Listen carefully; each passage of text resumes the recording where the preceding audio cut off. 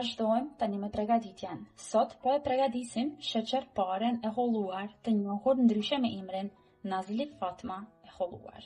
Për të recetë do na nevojitet gjalp. Por gjalp duhet që të kemi fiks 1 kilogram dhe gjalpi duhet që të jetë i ftoftë, pra nuk duhet që ta shkrim direkt nga frigoriferi, duhet që ta përdorim gjalpin kështu në këtë mënyrë. Vazhdojmë tani që t'i hedhim përbashkët e tjerë. Para se të vazhdojmë që ta përgatisim brumin, ëmbëlsirë është mirë që ta përgatisim shërbetin, kështu shërbeti do ketë kohë që të ftofet.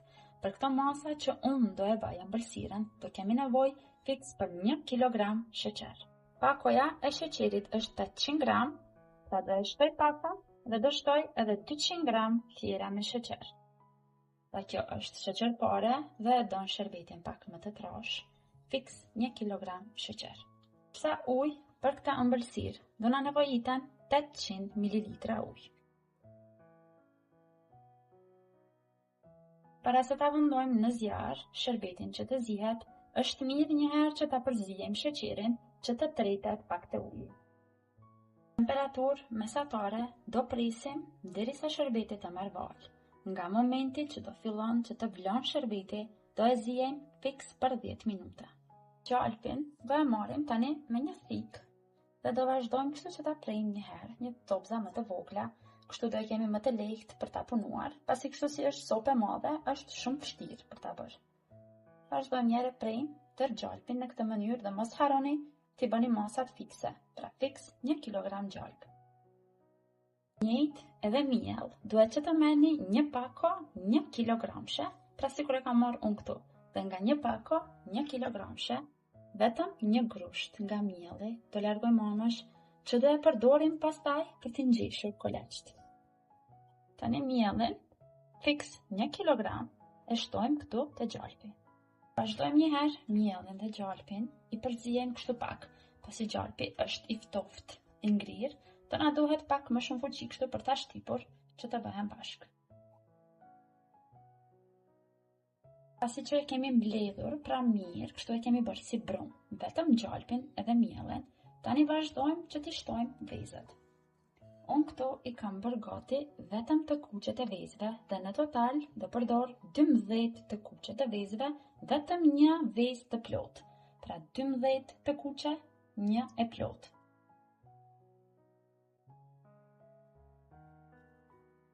Vazhdojmë tani përsëri me dorë, t'i përziejmë tani që tërë përbërësit mbrenda të bëhen bashkë, derisa dhe vezët të ngjeshen mirë me gjalpin edhe me miellin. Do na duhen dikon 7 deri në 8 minuta ngjeshje. Është mbledhur brumi mirë, pra nuk duhet që të jetë brumi i fortë, pasi do e fusim pastaj në ngrirje. Do ndajmë kështu nga një pjesë kështu të vogël, sa kur formojmë sheqerpare, pra aq do e bëjmë madhësi një herë në këtë madhësi. Pra unë total nga ky brum do heq dikon nga 25 deri në 30 copë, do e shohim në fund se sa do dali. Vazhdojmë një herë tër brumin e përgatitur, e bëjmë kështu në topa. Ky moment që do fillon të vlon shërbeti në këtë mënyrë, vazhdojmë e zijejmë për 10 minuta. Kështu kokrat e përgatitura të brumit, tani do i fusim në ngrirje, pra në frigorifer, në akull. Do i lëmë që të ngrihen 30 minuta. Dhe pas 30 minutave do vazhdojmë që ta hollojmë sheqerparen. Pas 30 minutave në ngrirje, kështu pra duke janë koleçt, tani vazhdojmë që t'i qelim. Ndërkohë, nëse shohim që pëlqohen shumë, i rikthejmë që të rinë aty derisa t'i bën.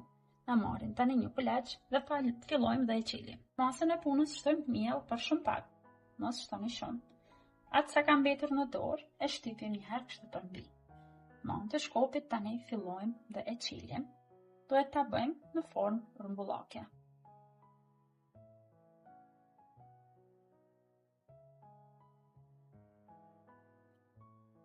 E qelim kështu sa një pjatë për ëmbëlsira. Tani vazhdojmë edhe mbështjellim. Lakojmë njërën anë në këtë mënyrë. Lakojmë edhe anën tjetër, pra njëjtë sikur kur bëjmë aligjin, vetëm se kjo është në formë të vogël. Lakojmë edhe qoshet e tjera. Kështu në këtë mënyrë, tani vetëm i kapim në 2 qoshet, duke ja dhënë formën e një katrori të vogël. Pra kjo është me të vërtet një specialitet që ju kisha sugjeru që ta provoni për Bajram. Me të vërtet, është fantastike. Vazhdojmë tani kështu e përgatisim tërë brumin në të njëjtën mënyrë dhe siç ju tregova, nëse kulesht fillojnë që të lshohen, riktheheni lirisht në frigorifer në ngrirje, deri në momentin që do keni nevojë që t'i palosni edhe ato, pasi kjo do ju merr kohë qilja dhe ato do lshohen. Dhe njëjtë të gjitha i mbështillim në të njëjtën mënyrë. Lakojmë një herë dy pjesët anësore, pastaj edhe pjesët e tjera të anës tjetër.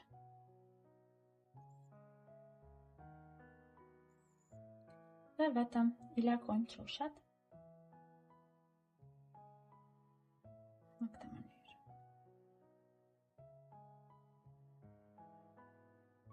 Pra duket sheqerparja pasi e kam holluar. Unë në total nga ky brum fitova 30 copë, 26 i kam renditur këtu.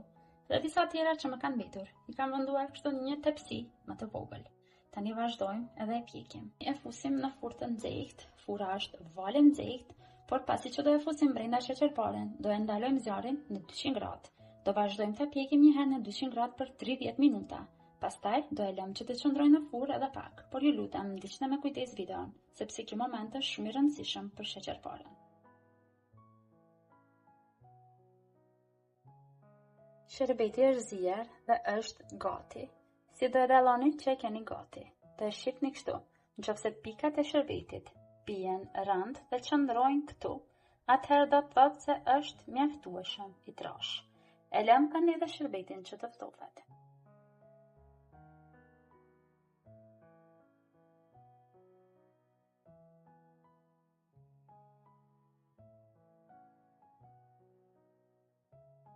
Të shërbeti do shtrydhim pak limon, jo shumë, vetëm disa pika, që mos të bëhet sheqer. Sheqerparja është pjekur, është gati, pra ka marrë një ngjyrë të bukur, është pjekur mirë. Do e lëm që të vaket, pra jo të jetë e ftofur tërësisht, sa po të shohim që është larguar nxehtësia e madhe dhe do mund që ta prekim lirisht me dorë. Atëherë do vazhdojmë që t'ja hedhim edhe shërbetin, shërbeti është vakur mirë. Tani të sheqerparja e vakur, e shtojmë shërbetin, i cili edhe ai është vakur mjaftueshëm. Pra kjo do e tërheq me një herë, pasi është kryt gjallë brenda. Vazhdojmë kështu hedhim nga pak, një herë mbi secilën pjesë të sheqerparës.